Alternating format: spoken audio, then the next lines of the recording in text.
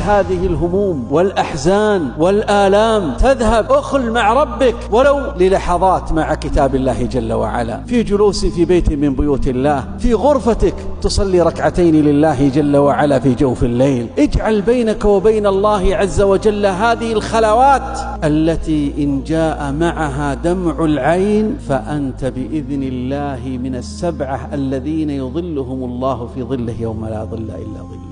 يقول عليه الصلاة والسلام في السبعة: ورجل ذكر الله خاليا ففاضت عينه. طيب لو ذكر الله أمام الناس مخلصا وبكى مخلصا لا يشمله هذا. الخلوة أخلو بربك. بعض الناس إذا قلت له ألا تخلو بالله قال: يا أخي إذا جلست لوحدي أحس بوحشة، لأنك لم تعود نفسك على ذلك. ووالله إن من عود نفسه على الخلوة مع الله في تلاوة كتابه أو الصلاة له جل وعلا أو ذكره وتسبيحه وتحميده، إن الله ليعطيه من العون والتوفيق والسداد ما لا يخطر له على بال.